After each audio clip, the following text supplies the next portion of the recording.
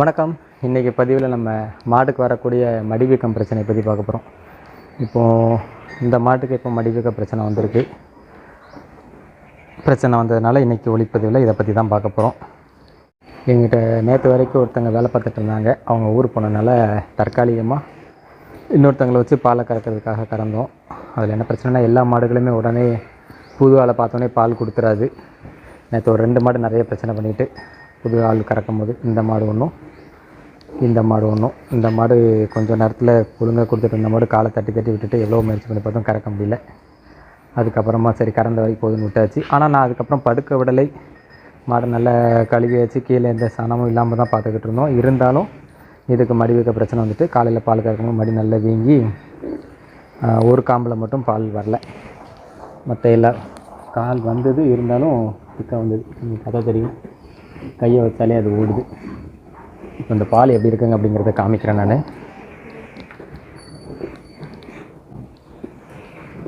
இந்த மாடு மற்ற எல்லா மாடுமே போட்ட தீவனம்லாம் ஓரளவு சாப்பிட்டு முடிச்சுட்டு, இன்னும் இந்த மாடு கொஞ்சோண்டு சாப்பிட்டுச்சு.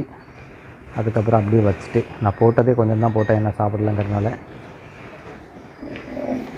ஏன்னா மாடுக்கு வலி இருக்கும், அந்த வலியில் காய்ச்சல் கூட வரும். இப்போது பாலை கொஞ்சம் நல்லா கறந்து விட்டேன், அதனால் கொஞ்சம் வலி குறைஞ்சி இப்போ தான் மாடு எழுந்திரிச்சு சாப்பிட ஆரம்பிச்சிருக்கு. இப்போ மறுபடியும் அந்த காம்புலேருந்து பாலை கறந்து காமிக்கிறேன், எப்படி இருக்குன்னு பாருங்கள்.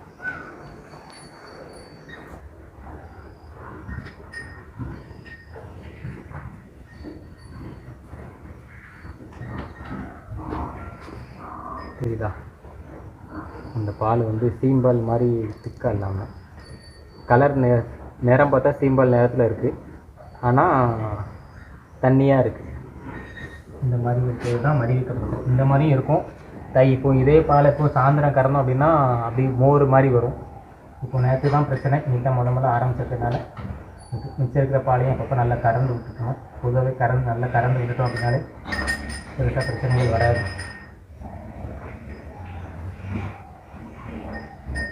நம்ம கறக்க தான் மாடுகளுக்கு வலி குறையும். அந்த தயிர் மாதிரி கட்டிக்கிட்டே வந்துருக்கு, அதெல்லாம் நல்லா எடுத்துடும். இது நம்ம நல்லா கறக்க நமக்கு வந்து மடிவீக்க பிரச்சனை சீக்கிரம் சரியாயிரும். இடையில கறந்து விட்டுணும். அதுக்கப்புறம் அதுக்கு ஒரு டியூப் மருந்து இருக்குது, அதை இன்றைக்கி போய் மெடிக்கலில் வாங்கிட்டு வந்துட்டு அதை உள்ளே சொருவி ஏற்றி விட்டுறணும். அதை உடனே செஞ்சிட்டோம் அப்படின்னா நமக்கு காம்புக்கு எந்த பாதிப்பும் வராது. மடிவீக்கத்தை பொறுத்த வரைக்கும் உடனே நம்ம மருத்துவம் செஞ்சிட்டோம் அப்படின்னாலே பெரிய பிரச்சனை கிடையாது. அன்றைக்குள்ள பால் மட்டும் குறையும், அந்த ஒரு காம்பில் உள்ள பால். மற்றபடி பெரிய பிரச்சனை ஆகாது. ஆனால் நம்ம எதுவுமே கண்டுக்கிடாமல் விட்டுட்டோம் அப்படின்னா பெரிய பிரச்சனை.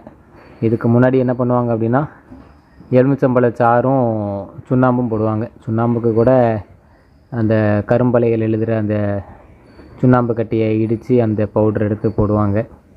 அதோட எலுமிச்சை சாறையும் சேர்த்து போட்டால் கூட அந்த வீக்கம் வத்திரும்பாங்க. இப்போ நிறைய ஸ்ப்ரே அந்த மாதிரிலாம் வந்துட்டு, இப்போ நம்ம அதை உடனே கழுவி விட்டுறணும். ஏன்னா அதில் போய் உட்காந்துருக்கு பார்த்தீங்களா, இந்த போயிட்டு வேறு ஒரு மாட்டு மடியில் போய் லேசாக உட்காந்தா கூட அதுக்கு வரதுக்கான வாய்ப்பு இருக்குது.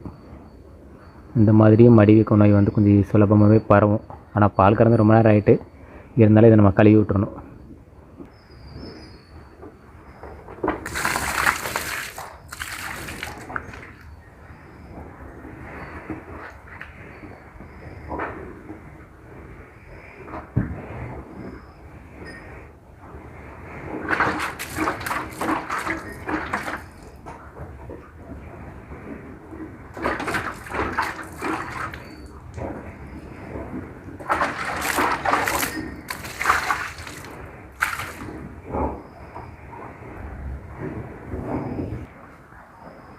இப்போ பால் கறந்து கொஞ்சம் வீக்காக மத்தின பிறகு வலி குறைஞ்சி ஓரளவு சாப்பிட ஆரம்பிச்சிருக்கு. அடுத்து மாட்டுக்கான மருத்துவமும் பண்ணணும். இப்போது மாடுக்கு மடியிலையும் ஊசி போட்டாச்சு, உடம்புலையும் ஊசி போட்டாச்சு. அந்த மடியில் போடுற ஊசி பார்த்தோன்னா, காம்பில் போடுற ஊசி ஒரு 200 ரூபாய்க்கு மேலே வரும். 100 ரூபாய்க்கு மேலே உள்ள ஊசியும் இருக்குது. நமக்கு எது தேவையோ அதை பார்த்துக்கணும். அப்புறம் உடம்புல போடுறதுக்குள்ள ஊசியும் போட்டுவிட்டோம் அப்படின்னா உடனே மடிவிக்க பிரச்சனை சரி வரதுக்கான வாய்ப்புகள் அதிகம். இதை எப்படி போடணும் அப்படின்னா, பாலை நல்லா சுத்தமாக கறந்துட்டு, எந்த மடியில் பிரச்சனை இருக்கோ அந்த மடியில் உள்ள பாலை சுத்தமாக கறந்துட்டு அந்த ஊசியை வந்து அதில் உள்ள மருந்து காம்புக்குள்ளே சொருவி ஏற்றி விட்டுறணும். ஏற்றி விட்டாச்சு அப்படின்னா அதுக்கப்புறமா உடனே பால் கறக்கக்கூடாது. அதுக்கு அடுத்த வேலை நம்ம கறக்கும் போது அந்த பாலை சுத்தமாக கறந்து கீழே விட்டுறணும். இதை கவனமாக பார்த்துக்கணும். இப்போ நம்ம கறந்து முடித்த பிறகு எப்படி இருக்குன்னு பார்ப்போம். இப்போது ராத்திரி வேலை எல்லா மாடும் பால் கறந்து முடிச்சிட்டோம். இந்த மாட்லேயும் வந்து பாலை சுத்தமாக கறந்து விட்டுறணுங்கிற கறந்து பார்த்தோம். சீம்பல் மாதிரி இருந்த பால் ஓரளவு வெள்ளையாக இருக்குது. ஆனால் கொஞ்சம் தயிர் மாதிரி இருந்துச்சு. அது எல்லாத்தையும் நாங்கள் தரையிலே கறந்து விட்டுட்டு நல்லா கழுவி விட்டுட்டோம். இப்போது இன்றைக்கி பால், நாளைக்கு காலையில் பால் நம்ம பயன்படுத்த முடியாது. அதுக்கப்புறம் உள்ள பால் எப்படி இருக்குன்னு பார்த்துட்டு நம்ம பயன்படுத்திக்கலாம். பொதுவாகவே பார்க்க சாதாரணமாக இருந்தாலும் ஒரு 2 நாளுக்காவது அந்த ஊசி ஏற்றின மருந்துக்காக 2-3 நாளுக்கு அந்த காம்பில் உள்ள பாலை நம்ம பயன்படுத்தாமல் இருக்கிறது ரொம்ப நல்லது. பொதுவாக நாங்கள் அப்படி தான் பண்ணுவோம். அந்த காம்பில் உள்ள பாலை கறந்து கீழே விட்டுருவோம். இல்லைன்னா நாய்க்குட்டிக்கு ஏதாவது ஊற்றிடுவோம். அதை பற்றி பிரச்சனை கிடையாது. இந்த இதை கவனமாக நம்ம செஞ்சிட்டோம் அப்படின்னா நமக்கு பொதுவாக மடிவீக்க பிரச்சனை பெருசாக பாதிக்காமல் பார்த்துக்கலாம். ஆனால் மடிவீக்க பிரச்சனை வந்துச்சு அப்படின்னா அன்னைக்கு ஒரு நாள் பால் போயிடுது.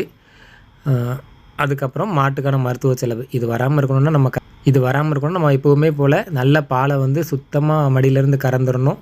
கறந்து முடிச்ச பிறகு மாடு படுக்காமல் இருந்தாலே போதும். அப்புறம் தொழுவத்தையும் சுத்தமாக வச்சுக்கணும். இவ்வளோ தாங்க மடிவீக்க பிரச்சனைக்கு. அடுத்த ஒளிப்பதில் சந்திப்போம்.